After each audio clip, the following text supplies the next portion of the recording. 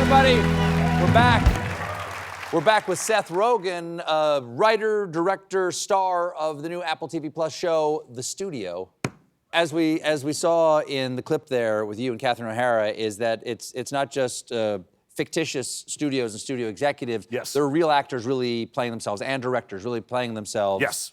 Ron Howard, Olivia Wilde, Zoe Kravitz. Yeah. But in the first episode, you had this crazy job. You had to direct Martin Scorsese. Yes, Martin Scorsese's in the show. And how was that? Well, it was great.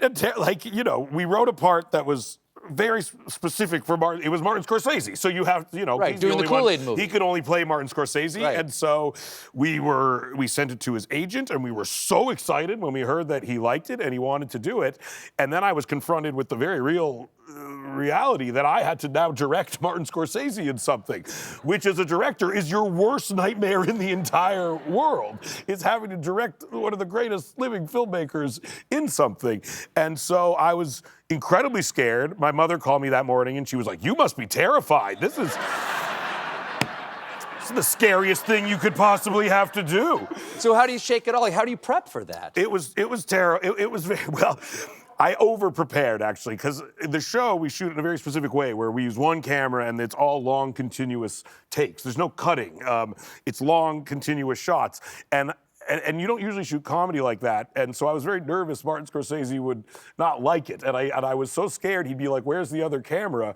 Because you usually use two cameras. And so I hired a whole second camera crew, and we were shooting in a hotel, and I just stashed them in a hotel room somewhere. In the off chance Scorsese was like, "Where's the second camera?" I wanted to be like, "They're right here. I got them right here." Way ahead of you, Marty. Way ahead of you, Marty. You and your partner, Evan, who you Yes. mentioned before, you've been a team for a long time. You met as teens? We met when we were 12 years old in bar mitzvah class. Oh, wow. Yeah. And then you've been partners all this time.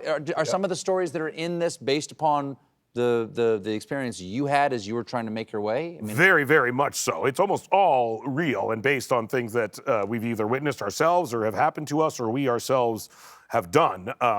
There's an episode in the end where the premise is that we have to do a presentation and one of the people doing the presentation takes too many drugs and we just lose them.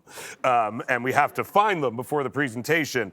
And it's based on a story where when I made The 40-Year-Old Virgin, it was in 2005, and it was the first big thing I was a part of, so I invited all my friends to come to the premiere, including Evan, who came to LA.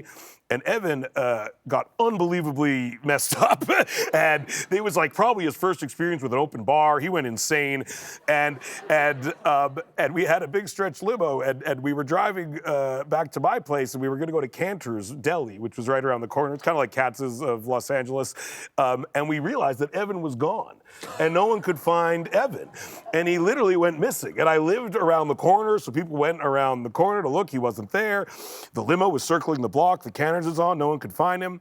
Meanwhile, I'm eating chicken fingers and pastrami, and I have faith he'll show up. And at the table beside us, it was like 3 a.m, were the Russo brothers, who went on to direct the Avengers movies, but at the time they directed Arrested Development. They were like comedy TV directors, and I knew them a little bit, and I saw one of them come back from the bathroom and sit down and say to the other one, "There's a buck naked man in the bathroom upstairs."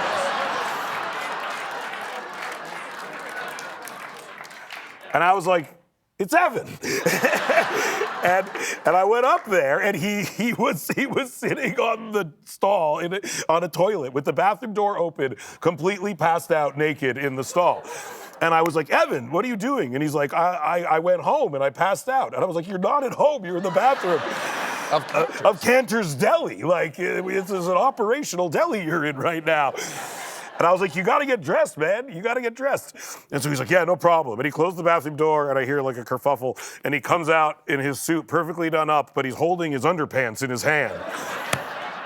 And I was like, "You can't go back to the table holding underpants in your hand. That's a real red flag." And he was like, "No problem." And he just threw them in the garbage, and we went back down, and we ate pastrami. And it was a great night had by all. Hollywood glamour. Hollywood glamour. That's why we do this stuff, kids. Seth, good to see you, man. Thank you so much. The Studio is available now on Apple TV Plus. Seth Rogen, everybody. We'll be right back with Chris Hemsworth and the Colbert Questionnaire.